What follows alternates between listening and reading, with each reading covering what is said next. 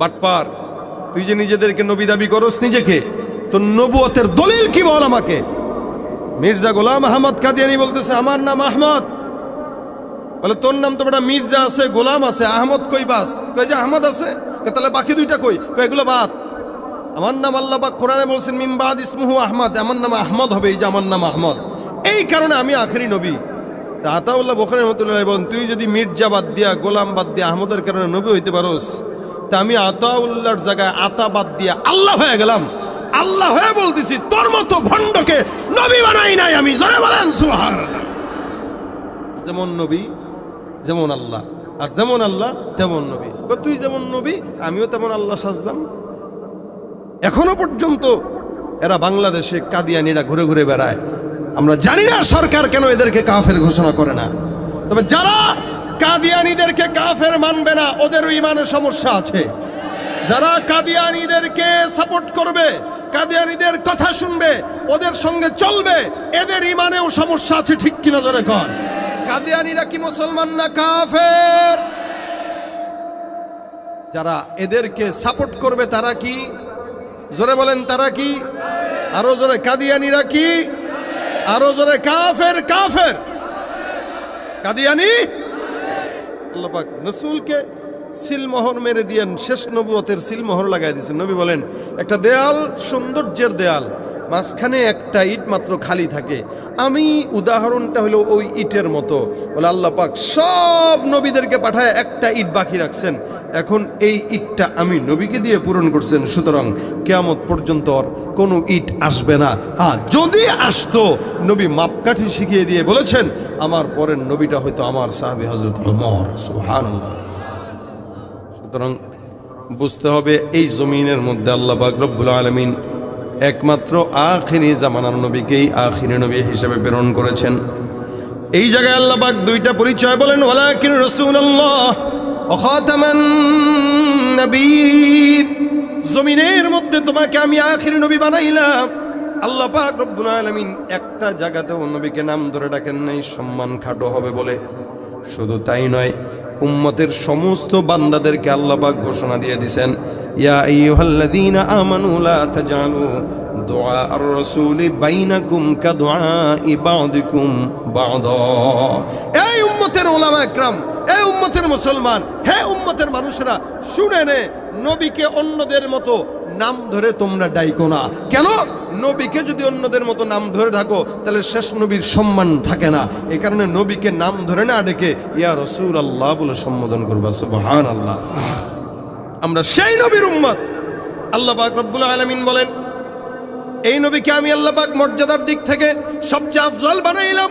वो एक बशर जो जमाने में सबसे बेहतर था, वो एक बशर जो जमाने में सबसे अफजल था, सरापा नूर था, इंसानियत का रहबर था।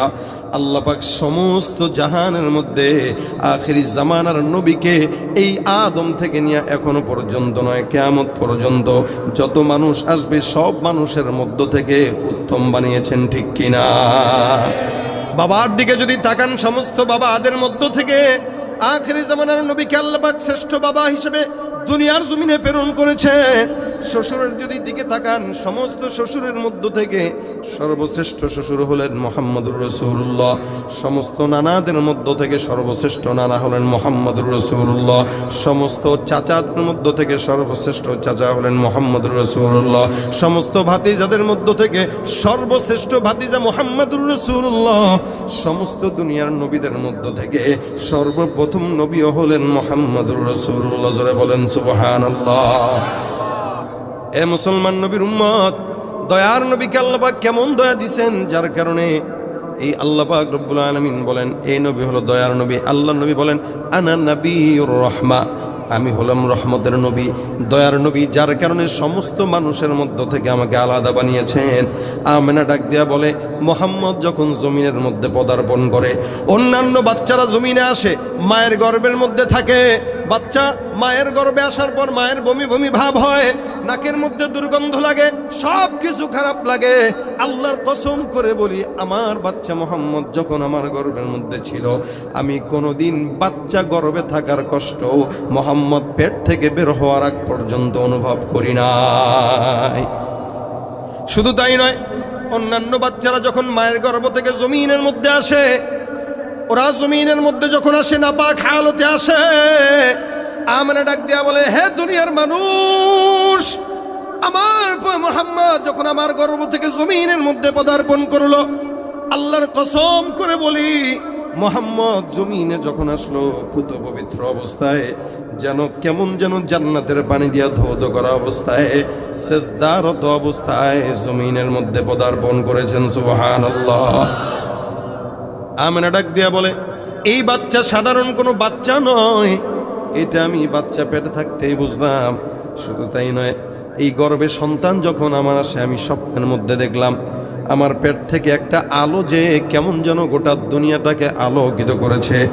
এ মুসলমান, এই মোহাম্মদ যখন 2 বছর বয়সে মাত্র জবান দিয়া কথা বলা শিখে, আপনার আমার জবানের কথাও তো হয়, কারো কারো প্রথম কথা আব্বা হয়, কারো কারো দাদা হয়, কারো কারো মা হয়। যে মা তার সন্তানের দুধ খাওয়ানোর সময় আল্লাহ আল্লাহ জিকির করে, ওই বাচ্চাটা সর্বপ্রথম জবান দিয়া আল্লাহ শব্দই উচ্চারণ করে, ঠিক কিনা? মুহাম্মদুর রাসূলুল্লাহ যখন সর্বপ্রথম জবান দিয়ে আওয়াজ করে, আমেনা ডাক দিয়া বলেন, 2 বছর বয়সে মুহাম্মদের জবানের সর্বপ্রথম কথা ছিল এটা, আল্লাহু আকবার কাবীরা আলহামদুলিল্লাহি কাসীরা সুবহানাল্লাহি বুকরাতাও ওয়া আসীলা। দেশে সমস্ত মানুষরা থাকবে, বাধা নাই, ইহুদিরাও থাকবে, খ্রিস্টান থাকবে, হিন্দু মুসলমান থাকবে, কাদিয়ানীরাও থাকবে, কোনো আপত্তি নাই। তবে এদেশে থাকতে হলে তারা কাফের হয়ে থাকবে, মুসলমান হয়ে থাকতে পারবে না। কি হবে শেষ নবীজির উম্মত বলে দাবি করে, যদি ওই নবীর চেয়ার কাদিয়ানীরা দখল করে? কি হবে শেষ নবীজির উম্মত বলে দাবি করে, যদি ওই নবীর চেয়ার কাদিয়ানীরা দখল করে? নবীজির জন্য যদি রক্তের বহে নদী, নবীজির জন্য যদি রক্তের বহে নদী, তবুও হটবো না এই দাবি থেকে। কি হবে বেঁচে থেকে অযথা বিদ্যা শিখে, যদি না করতে পারি শোষণবিহীন সমাজটাকে, ঠিক কিনা? আল্লাহ পাক রব্বুল আলামিন বলেন, আমার পয়গম্বরকে আমি আল্লাহ এত সম্মান দান করলাম, যার কারণে কোরআনের মধ্যে কোনো জায়গায় আমার নবীকে আমি আল্লাহ নাম ধরে ডাকি নাই। সমস্ত জায়গাতে আমি আল্লাহ পাক রব্বুল আলামিন আখিরি জামানার পয়গম্বর মুহাম্মদুর রাসূলুল্লাহ সাল্লাল্লাহু আলাইহি ওয়াসাল্লামকে সম্মানের সঙ্গে ডাকলাম। অথচ অন্যান্য সমস্ত নবীদেরকে নাম ধরে ধরে ডেকেছি। আদমকে আমি আল্লাহ পাক রব্বুল আলামিন নাম ধরে ডাকলাম। আল্লাহ পাক ডাক দিয়া বলেন, ইয়া আদম উসকুন আনতা ওয়া যাওজুকাল জান্নাহ। এই জায়গায় আদম পয়গম্বরকে আল্লাহ পাক নাম ধরে ডেকেছেন। নূহ পয়গম্বরকে বলেন, ইয়া নূহ ইহবিতু বিসালামিন মিন্না ওয়া বারাকাতিন আলাইক। নূহ পয়গম্বরকে আমার মাওলা পাক রব্বুল আলামিন নাম ধরে ধরে ডাকলেন। ইউনুস পয়গম্বরকে আল্লাহ পাক কোরআনের মধ্যে নাম ধরে ডাকলেন। ইউসুফ পয়গম্বরকেও আল্লাহ পাক রব্বুল আলামিন নাম ধরে ডাকলেন। জাকারিয়া নবীকেও আল্লাহ পাক রব্বুল আলামিন নাম ধরে ডাকলেন। ওয়া জাকারিয়া ওয়া ইয়াহইয়া ওয়া ইলিয়াস, এই 3 জনকেও আল্লাহ পাক নাম ধরে ধরে ডাকলেন। ওয়া ইব্রাহিম ওয়া ইসমাঈল ওয়া যালকিফ, এখানেও 3 জনকে আল্লাহ পাক নাম ধরে ডাকলেন। আল্লাহ পাক ডাক দেয়া বলেন, হে ইব্রাহিম কদ সাদ্দাকতার রুইয়া। ইব্রাহিম নবীকে আল্লাহ পাক রব্বুল আলামিন নাম ধরে ধরে ধরে ধরে দুনিয়ার জমিনে ডাকলেন। কোরআনের মধ্যে ফাতিহা থেকে নিয়ে নাস পর্যন্ত আমার রব্বুল আলামিন সব পয়গম্বরদেরকে নাম ধরে ডাকলেও মুহাম্মদুর রাসূলুল্লাহ সাল্লাল্লাহু আলাইহি ওয়াসাল্লামকে সূরা ফাতিহা থেকে নিয়ে নাস পর্যন্ত একটা জায়গাতেও রব্বুল আলামিন নাম ধরে ডাকেন নাই। সুবহানাল্লাহ কয় না? একটা জায়গাতে আল্লাহ পাক নাম ধরে শুধু ডাকেন নাই, যেখানেই নাম নিয়েছেন লোকব লাগায় দিলেন। আল্লাহ পাক অন্যান্য নবীদেরকে নাম ধরে বললেন, মুহাম্মদুর রাসূলুল্লাহকে বলেন, ইয়া আইয়ুহান নবী, হে নবী। আল্লাহ পাক ডাক দিয়া বলেন, ইয়া আইয়ুহার রাসূল, হে রাসূল। সব জায়গাতে আল্লাহ পাক কখনো নবী বলে সম্বোধন করেন, কখনো রাসূল বলে সম্বোধন করেন। এটা আমার রব্বুল আলামিনের পয়গম্বরের প্রতি সম্মান। এলাকার মধ্যে চেয়ারম্যান থাকলে, মেম্বার থাকলে, চেয়ারম্যান থাকলে, এমপি থাকলে, মন্ত্রী সাহেব থাকলে, মাদ্রাসার মুহতামিম সাহেব থাকলে, বুজমান বান্দা কোনোদিন তাদেরকে নাম ধরে ডাকে না। চেয়ারম্যান সাহেব বলে, মেম্বার সাহেব বলে, মুফতি সাহেব বলে, শেখ বলে, হজরত বলে, মাওলানা সাহেব বলে, হাফেজ সাহেব বলে। কি বলেন, ঠিক কিনা? এটা যদি কেউ সম্মান বুঝে তাহলে নাম ধরে না। বলে নাম ধরাটা কেমন জানি বেয়াদবি মনে হয়, যার কারণে মুফতি সাহেব, যার কারণে অমুক সাহেব, অমুক সাহেব। আল্লাহ পাক ডাক দেয়া বলেন, পয়গম্বর আপনাকে আমি আল্লাহ পাক রব্বুল আলামিন নাম ধরে ডাকি নাই, কারণ সম্মানিত অন্যান্য নবীদের থেকে। যার কারণে আমি আল্লাহ বললাম, ইয়া আইয়ুহান নবী, হে নবী, ইয়া আইয়ুহার রাসূল, হে রাসূল। আল্লাহ পাক এরপরে অন্যান্য আয়াতের মধ্যে যদিও রাসূলের নাম উল্লেখ করলেন, আল্লাহ পাক বলেন ওয়ামা মুহাম্মাদুন ইল্লা রাসূল। এখানে আল্লাহ পাক রব্বুল আলামিন রাসূল শব্দটা লাগাইলো, রাসূল মুহাম্মদটা লাগাইলো। আল্লাহ পাক বলেন ওয়ামা মুহাম্মাদুন, মুহাম্মদ তো নয়, ইল্লা রাসূল, মুহাম্মদ তো নয়, তবে তিনি কে? বলে আল্লাহর রাসূল। অন্য আয়াতের মধ্যে আল্লাহ পাক বলেন মুহাম্মাদুর রাসূলুল্লাহ, মুহাম্মদ তো নয়, তবে কার রাসূল? কথা কয় না, জোরে বলেন কার রাসূল? আল্লাহ পাক ডাক দিয়া বলেন, কখনো কখনো আমার নবী বিছানার মধ্যে চাদর মুড়ে দিয়া ঘুমায়। আল্লাহ পাক রব্বুল আলামিন সুন্দর করে আমার নবীকে দেখে পছন্দ হয়। আমার রব্বুল আলামিন ডাক দেয়া বলে, ইয়া আইয়ুহাল মুজাম্মিল, হে চাদরওয়ালা। কখনো কখনো বলেন ইয়া আইয়ুহাল মুদ্দাসসির, কখনো কখনো বলেন তাহা মা আনজালনা আলাইকাল কুরআনা লিতাশকা। কোরআনের জায়গায় জায়গায় আল্লাহ পাক রাসূলকে ডাকলেন, কিন্তু এক জায়গাতেও শুধুমাত্র মুহাম্মদ বলে ডাকেন নাই। আল্লাহ পাক অন্য ক্ষেত্রে বলেন, লাকাদ কানা লাকুম ফি রাসূলিল্লাহি উসওয়াতুন হাসানা। এখানেও রাসূল শব্দটা লাগাইলেন আল্লাহ পাক। এরপরেও অন্য আয়াতের মধ্যে বলেন, লাকাদ জাআকুম রাসূলুম মিন আনফুসিকুম আজিজুন আলাইহি মা আনিতুম হারিস। এখানে আল্লাহ পাক রব্বুল আলামিন রাসূল শব্দ উল্লেখ করলেন। অন্য আয়াতের মধ্যে আল্লাহ বলেন, মা কানা মুহাম্মাদুন আবা আহাদিম মির রিজালিকুম ওয়ালাকির রাসূলুল্লাহ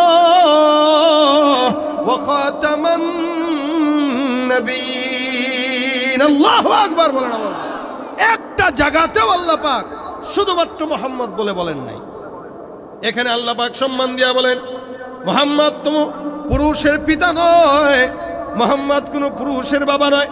মা কানা মুহাম্মাদুন আবা আহাদিম মির রিজালিকুম ওয়ালাকির রাসূলুল্লাহ। আল্লাহ পাক বলেন তিনি হলেন আল্লাহর রাসূল। দুই নম্বর পরিচয়, খাতামান নবিয়্যিন। এই জমিনের মধ্যে আমি আমার নবীকে সম্মান দিয়া আখিরি নবী বানাইলাম। কিয়ামত পর্যন্ত গোলাম আহমদ কাদিয়ানির বাচ্চারা হাজারো চেষ্টা করলেও আল্লাহর নবীর শেষ নবুয়তের চাদর ধরে টানাটানি করে ছিঁড়তে পারবে না। এই শয়তানটার সাথে একদিন আতাউল্লাহ বুখারী রাহমাতুল্লাহ আলাইহির ঝগড়া লাগছে। তো আতাউল্লাহ বুখারী রাহমাতুল্লাহ আলাইহি বলতেছেন, এই বাটপার, তুই যে নিজেদেরকে নবী দাবি করস, নিজেকে তোর নবুয়তের দলিল কি বল আমাকে। মির্জা গোলাম আহমদ কাদিয়ানি বলতেছে, আমার নাম আহমদ। বলে তোর নাম তো বেটা মির্জা আছে, গোলাম আছে, আহমদ কই বাস? কই যে আহমদ আছে। তাহলে বাকি দুইটা কই? এগুলো বাদ। আমার নাম আল্লাহ পাক কোরআনে বলছেন মিন বাদ ইসমুহু আহমদ, আমার নাম আহমদ হবে, এই যে আমার নাম আহমদ, এই কারণে আমি আখেরি নবী। তা আতাউল্লাহ বুখারী রাহমাতুল্লাহ আলাইহি বলেন, তুই যদি মির্জা বাদ দিয়া, গোলাম বাদ দিয়া আহমদের কারণে নবী হইতে পারোস, তা আমি আতাউল্লাহর জায়গায় আতা বাদ দিয়া আল্লাহ হয়ে গেলাম। আল্লাহ হয়ে বলতেছি, তোর মতো ভণ্ডকে নবী বানাই নাই আমি। জোরে বলেন সুবহানাল্লাহ। যেমন নবী যেমন আল্লাহ, আর যেমন আল্লাহ তেমন নবী। তুই যেমন নবী আমিও তেমন আল্লাহ সাজলাম। এখনো পর্যন্ত এরা বাংলাদেশে কাদিয়ানিরা ঘুরে ঘুরে বেড়ায়। আমরা জানি না সরকার কেন এদেরকে কাফের ঘোষণা করে না। তবে যারা কাদিয়ানিদেরকে কাফের মানবে না, ওদেরও ইমানের সমস্যা আছে। যারা কাদিয়ানিদেরকে সাপোর্ট করবে, কাদিয়ানিদের কথা শুনবে, ওদের সঙ্গে চলবে, এদের ইমানেও সমস্যা আছে। ঠিক কিনা জোরে কর। কাদিয়ানিরা কি মুসলমান না কাফের? যারা এদেরকে সাপোর্ট করবে তারা কি? জোরে বলেন, তারা কি? আরো জোরে, কাদিয়ানিরা কি? আরো জোরে কাফের কাফের। কাদিয়ানি আল্লাহ পাক রাসূলকে সিলমোহর মেরে দিয়েন, শেষ নবুয়তের সিলমোহর লাগাই দিয়েছেন। নবী বলেন একটা দেয়াল সৌন্দর্যের দেয়াল, মাঝখানে একটা ইট মাত্র খালি থাকে, আমি উদাহরণটা হলো ওই ইটের মতো। বলে আল্লাহ পাক সব নবীদেরকে পাঠায় একটা ইট বাকি রাখছেন, এখন এই ইটটা আমি নবীকে দিয়ে পূরণ করছেন, সুতরাং কিয়ামত পর্যন্ত আর কোনো ইট আসবে না। হ্যাঁ, যদি আসতো নবী মাপকাঠি শিখিয়ে দিয়ে বলেছেন আমার পরের নবীটা হয়তো আমার সাহাবী হযরত ওমর। সুবহানাল্লাহ। সুতরাং বুঝতে হবে এই জমিনের মধ্যে আল্লাহ পাক রব্বুল আলামিন একমাত্র আখিরি জামানার নবীকেই আখিরি নবী হিসেবে প্রেরণ করেছেন। এই জায়গায় আল্লাহ পাক দুইটা পরিচয় বলেন, ওয়ালাকিন রাসূলুল্লাহ ওয়া খাতামান নবিয়্যিন। জমিনের মধ্যে তোমাকে আমি আখিরি নবী বানাইলাম। আল্লাহ পাক রব্বুল আলামিন একটা জায়গাতেও নবীকে নাম ধরে ডাকেন নাই সম্মান খাটো হবে বলে। শুধু তাই নয়, উম্মতের সমস্ত বান্দাদেরকে আল্লাহ পাক ঘোষণা দিয়ে দিয়েছেন, ইয়া আইয়ুহাল্লাযীনা আমানু লা তাজআলু দুআ আর-রাসূলি বাইনাকুম কাদুআই বা'দিকুম বা'দা। এই উম্মতের উলামা ইকরাম, এই উম্মতের মুসলমান, হে উম্মতের মানুষেরা, শুনে নে, নবীকে অন্যদের মতো নাম ধরে তোমরা ডাইকো না। কেন? নবীকে যদি অন্যদের মতো নাম ধরে ডাকো তাহলে শেষ নবীর সম্মান থাকে না। এই কারণে নবীকে নাম ধরে না ডেকে ইয়া রাসূলুল্লাহ বলে সম্বোধন করবা। সুবহানাল্লাহ। আমরা সেই নবীর উম্মত। আল্লাহ পাক রব্বুল আলামিন বলেন এই নবীকে আমি আল্লাহ পাক মর্যাদার দিক থেকে সবচেয়ে আফজল বানাইলাম। वो एक बशर जो जमाने में सबसे बेहतर था, वो एक बशर जो जमाने में सबसे अफजल था, सरापा नूर था, इंसानियत का रहबर था। আল্লাহ পাক সমস্ত জাহানের মধ্যে আখিরি জামানার নবীকে এই আদম থেকে নিয়ে এখনো পর্যন্ত নয়, কিয়ামত পর্যন্ত যত মানুষ আসবে সব মানুষের মধ্য থেকে উত্তম বানিয়েছেন, ঠিক কিনা? বাবার দিকে যদি তাকান, সমস্ত বাবাদের মধ্য থেকে আখিরি জামানার নবীকে আল্লাহ পাক শ্রেষ্ঠ বাবা হিসেবে দুনিয়ার জমিনে প্রেরণ করেছে। শ্বশুরের যদি দিকে তাকান, সমস্ত শ্বশুরের মধ্য থেকে সর্বশ্রেষ্ঠ শ্বশুর হলেন মুহাম্মদুর রাসূলুল্লাহ। সমস্ত নানাদের মধ্য থেকে সর্বশ্রেষ্ঠ নানা হলেন মুহাম্মদুর রাসূলুল্লাহ। সমস্ত চাচাদের মধ্য থেকে সর্বশ্রেষ্ঠ চাচা হলেন মুহাম্মদুর রাসূলুল্লাহ। সমস্ত ভাতিজাদের মধ্য থেকে সর্বশ্রেষ্ঠ ভাতিজা মুহাম্মদুর রাসূলুল্লাহ। সমস্ত দুনিয়ার নবীদের মধ্য থেকে সর্বপ্রথম নবীও হলেন মুহাম্মদুর রাসূলুল্লাহ। জোরে বলেন সুবহানাল্লাহ। এ মুসলমান নবীর উম্মত, দয়ার নবীকে আল্লাহ পাক কেমন দয়া দিবেন, যার কারণে এই আল্লাহ পাক রব্বুল আলামিন বলেন এই নবী হলো দয়ার নবী। আল্লাহ নবী বলেন আনা নবিয়ুর রাহমা, আমি হলাম রহমতের নবী, দয়ার নবী, যার কারণে সমস্ত মানুষের মধ্য থেকে আমাকে আলাদা বানিয়েছেন। আমেনা ডাক দিয়া বলে মুহাম্মদ যখন জমিনের মধ্যে পদার্পণ করে, অন্যান্য বাচ্চারা জমিনে আসে, মায়ের গর্ভের মধ্যে থাকে, বাচ্চা মায়ের গর্ভে আসার পর মায়ের বমি বমি ভাব হয়, নাকের মধ্যে দুর্গন্ধ লাগে, সব কিছু খারাপ লাগে।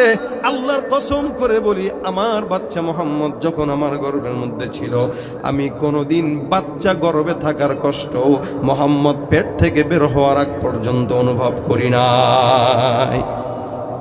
শুধু তাই নয়, অন্যান্য বাচ্চারা যখন মায়ের গর্ভ থেকে জমিনের মধ্যে আসে, ওরা জমিনের মধ্যে যখন আসে নাপাক হালতে আসে, আমেনা ডাক দিয়া বলে হে দুনিয়ার মানুষ, আমার মুহাম্মদ যখন আমার গর্ভ থেকে জমিনের মধ্যে পদার্পণ করলো, আল্লাহর কসম করে বলি মুহাম্মদ জমিনে যখন আসলো পুত পবিত্র অবস্থায়, যেন কেমন যেন জান্নাতের পানি দিয়া ধৌত করা অবস্থায়, সেজদারত অবস্থায় জমিনের মধ্যে পদার্পণ করেছেন। সুবহানাল্লাহ।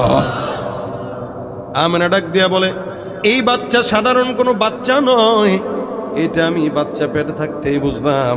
শুধু তাই নয়, এই গর্ভে সন্তান যখন আমার আসে, আমি স্বপ্নের মধ্যে দেখলাম আমার পেট থেকে একটা আলো যে কেমন যেন গোটা দুনিয়াটাকে আলোকিত করেছে। এ মুসলমান, এই মুহাম্মদ যখন 2 বছর বয়সে মাত্র জবান দিয়া কথা বলা শিখে, আপনার আমার জবানের কথাও তো হয় কারো কারো প্রথম কথা আব্বা হয়, কারো কারো দাদা হয়, কারো কারো মা হয়। যেই মা তার সন্তানের দুধ খাওয়ানোর সময় আল্লাহ আল্লাহ জিকির করে, ওই বাচ্চাটা সর্বপ্রথম জবান দিয়া আল্লাহ শব্দই উচ্চারণ করে, ঠিক কিনা? মুহাম্মদুর রাসূলুল্লাহ যখন সর্বপ্রথম জবান দিয়ে আওয়াজ করে, আমেনা ডাক দিয়া বলেন, 2 বছর বয়সে মুহাম্মদের জবানের সর্বপ্রথম কথা ছিল এটা, আল্লাহু আকবার কাবীরা আলহামদুলিল্লাহি কাসীরা সুবহানাল্লাহি বুকরাতাও ওয়া আসীলা। আল্লাহু আকবার আওয়াজ দিয়া বলেন।